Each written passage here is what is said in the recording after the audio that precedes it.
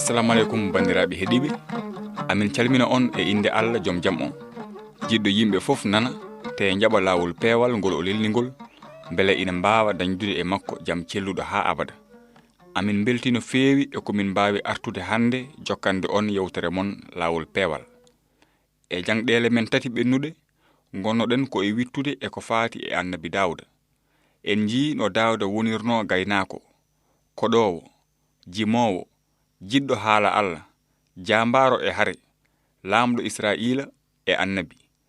E jangde men ɓennude nde en jiino kadi e wonde Daawuuda ko bakkodinowo wonno te waɗino ko Allah yiɗa. Kono en jiino kadi no Allah yaforino Daawuuda bakkar mum, sabu ko Daawuuda tuubno bakkar mum ko e ko gonɗinno fodore Allah fatunde e dandowo jogornoɗo arde e aduna he beele gaddade kuugal bakkat bani Adama en. Hande noon en ganni yima wittude e deftere welde wonde e bindi ceniɗi he. Beele aɗa andi nden deftere ko Jabuura. Deftere Jabuura woni e mum ko cimoje 150. Hakke duuɓi 900 Allah hutorinoma annabaɓe ɓe jiida beele ina binda Jabuura. Ina jeeya e ɓen annabaɓe Musa, Sileymani, Daawuda, Asaf e iwdi kore. Kono ko Daawuda ɓuri heewde ko windi e Jabuura. Hande noon jinnoɗen ko naatde e cimoje 2 gardiɗe ɗe.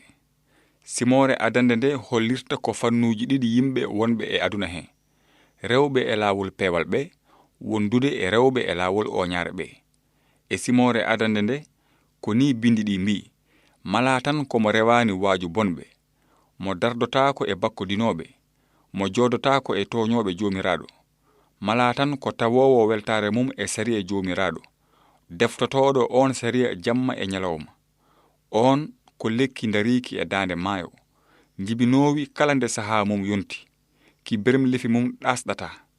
On ko waɗi fof fewat. Wana noon bonɗo wayi, bonɗo ko wufru ndu hendu weɗata.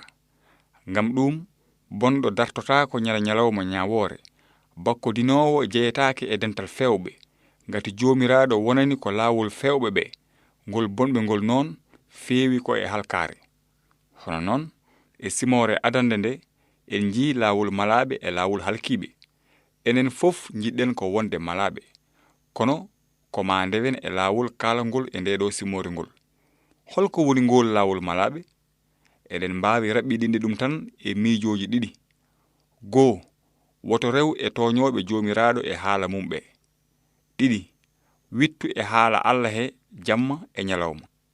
Ha ganda laawol dandore ngol Allah lelnigol, gonɗina ɗum. Sa rewi e ngol laawol, bindi ɗi mbi: mbayata kono lekki dariki e dande maayo ni, te gurdam ma jibin teɓɓitte belɗe baale no gilli, weltare e deejere. Ko mbaɗɗa fof fewat. Kono sa rewani laawol ngol Allah lelnigol, a halkoto no wufru ndu hendu weɗata ni. Joni noon ɓennen e simore ɗimmere wonde e Jabuura nde.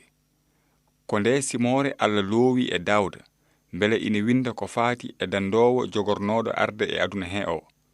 Keɗoɗen no moƴƴi kabaru mo Allah addani en o, rewni ɗum e Daawuda annabi mum.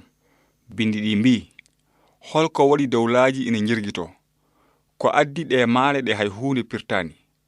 Lamɓe aduna nana dari, ardiɓe nana kaɓɓodiri, ina kaɓo joomiraɗo e cuɓaɗo mum o. Ina mbiya: taƴen ɓoggi maɓɓe, goɗɗinen koye men callale maɓɓe. Kono mo jappere mum woni dow asaman o nana jala.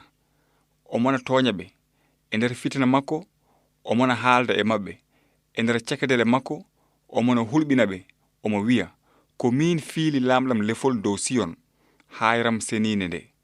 Lamɗo o wi: mami hollir anniya joomiraɗo, ko kanko wimi: ka ɓiyam, mi dañima hande, ñaagomi mi waɗan dona dowlaji ɗi fof, njeya haa to leydi haaɗi.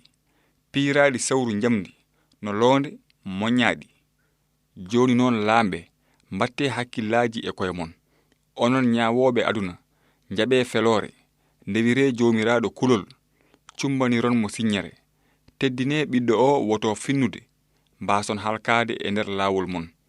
Ngati fitina makko ina yaawi ruppitaade, malu woodani dendaangal mooliiɓe e makko. Mbele on nanii no moƴƴi ko Allah joomiraaɗo haali e nde simoore ko. Ɗum ina heewi fayiide. Ko mbawɗen haalde heen ina heewi, kono waktu o ina faaɗi. En mbawataa faamnude jooni ɗeen geɗe fof. Kono noon ina waɗi huunde nde enen fof poɗɗen siftorde nganden. E nde simoore Allah habrii en inɗe tati belɗe ɗe o inniri dandoowo jogornooɗo arde e aduna faabaade bani aadama en. Mbele on nanii ɗeen inɗe? Ɗeen inɗe tati ko ɗeeɗo: Almasiihu o, laamɗo o e ɓiɗɗo o.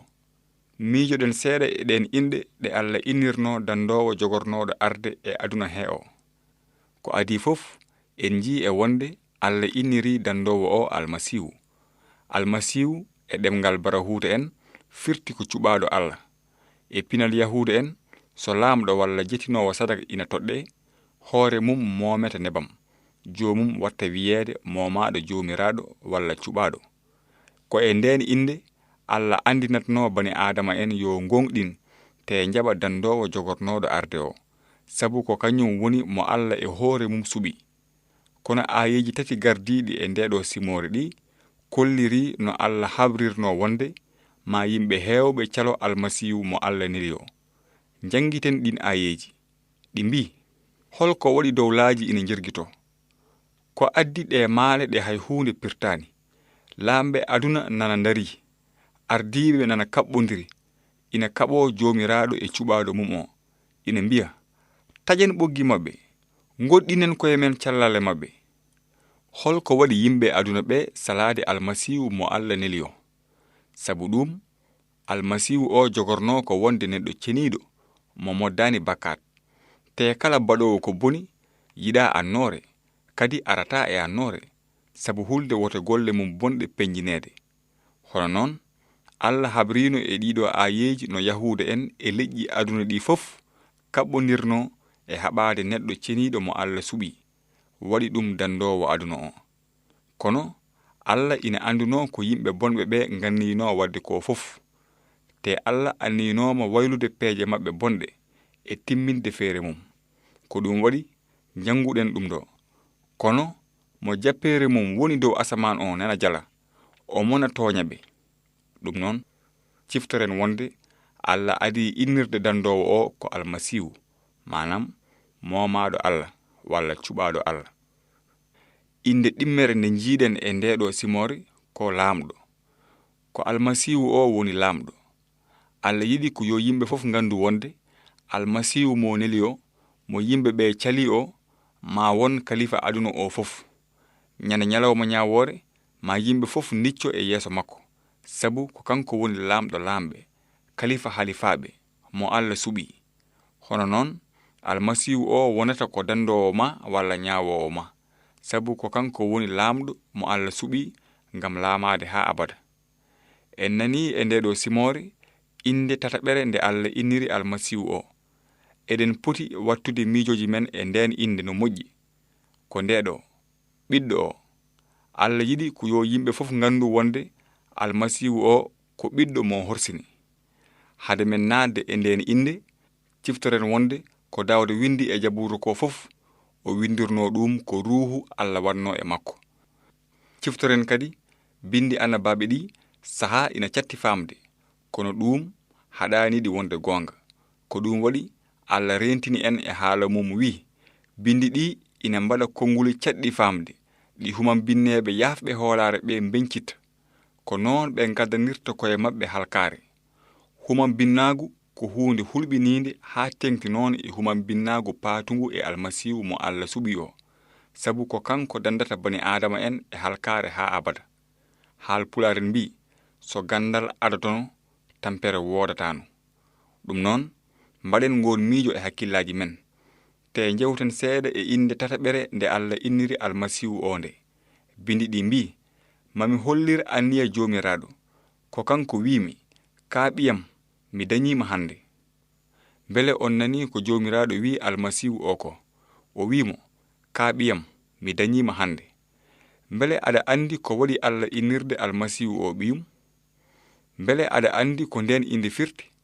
Amin njaakori kadi onon fof oɗon nganndi ko nden inde firtaani, sabu ɗum firtaani e wonde Allah koko dañi e debbo ɓiɗɗo. Ala, ngon miijo ko yennoowo Allah. Allah ko ruuhu, te dañirta ɓiɗɗo no neɗɗo ni. Wadde noon, holko waɗi Allah wiide Almasiihu o kaaɓiyam?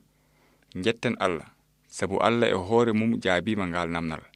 Hande en mbawata woɗɗoyde e on fannu, kono ma en jii miijoji tati e bindi annabaaɓe ɗi kollirooji dalilu mo Allah inniri Almasiihu o ɓiyum. Ko adi fof, ngande Allah inniri Almasiihu o ɓiyum sabu ko dow o ummi. Kala ganduɗo bindi annabaaɓe ɗi ina andi e wonde Almasiihu o ummaaki e duhol gorko, kono o ummi ko e senaare Allah. Oɗon ngandi Almasiihu o alaano e aduna he baaba. E aduna he o yalti ko e iwdi Daawuuda, sabu ko mbomri iwdi Daawuuda jibini mo. Kono ko faati e bam makko o ummi ko e ruuhu Allah. Ko ɗum waɗi Allah wiide Almasiihu o kaaɓiyam mi dañiima hannde. Toɓɓere ɗimmere nde ngande e wonde Allah inniri Almasiihu o ɓiyum sabu bindi ɗi mbi senaare Allah e senaare Almasiihu o poti. En mbawata woɗɗoyde heen jooni, kono sen jettima e deftere Linjila he ma en jii no Almasiihu o sertirno e bani Adama en ɓe ganduɗa ko modduɓe bakkat. Annabaaɓe fof bakkudini, kono Almasiihu o meeɗani bakkudinde. O waɗanno tan ko sago Allah. Ina haani Almasiihu o waasa bakkudinde, sabu o arduno e aduna he ko ngam dandude bakkudinoɓe ɓe. Mbele jom nyamande ina waawi yoɓande goɗɗo nyamande mum? Ala, Almasiihu o wondano hay e bakkar gooto. Ko ɗum waɗi bindi ɗi mbi Almasiihu o ko ceniiɗo, o waɗata ko boni, o ala tuundi, o nandani e bakkudinoɓe ɓe. En jii Almasiihu o senori kono Allah nello ɗum o senori ni. Ko ɗum wonno Allah hersani noddirdemo ɓiyum. Toɓɓere tataɓere nde ngande e wonde Allah inniri Almasiihu o ɓiyum ko ngam sertinde ɗum e annabaaɓe ɓe fof. En jii no annabi Ibrahima innirano sehil Allah. En jii no annabi Muusa innirano neɗɗo Allah. Kono hol annabi mo Allah wi ɗum kaaɓiyam mi dañiima hannde? Ko Almasiihu o tan wiyano noon. Sabu ko Almasiihu o tan woni gummiiɗo dow mo momri jibini te mo wondani e bakkat. An keɗiɗo hannde, mbele aɗa andi Almasiihu o, laamɗo mo Allah inniri ɓiyum o? Allah yiɗi ko yimɓe fof ngandamo, keɗoo mo, gonɗina mo. Ko ɗum waɗi annabi Daawuuda jofniri simore ɗimmere nde e ngol ɗo konngol. Jooni noon laamɓe, mbatte hakkillaji e koye mon. Onon ñaawoɓe aduna, njaɓe feloore, ndewire joomiraaɗo kulol, cumbaniron mo siññere. Teddine ɓiɗɗo o woto finnude, mbaason halkaade e nder laawol mon, ngati fitina makko ina yaawi ruppitaade, malu woodani dendaangal mooliiɓe e makko. Ko ɗo kaaɗaten hannde. Kono so Allah jaɓi e yewtere men aroore ma en mittu e cimooje goɗɗe ɗe Daawuda winduno e Jabuura. Yo moƴƴere Allah won e mon, te miictoɗon no moƴƴi e ko Daawuda winduno e Jabuura nde wi ndewire joomiraaɗo kulol, cumbaniron mo siññere. Teddine ɓiɗɗo o woto finnude, mbaason halkaade e nder laawol mon, ngati fitina makko ina yaawi ruppitaade, malu woodani dendaangal mooliiɓe e makko.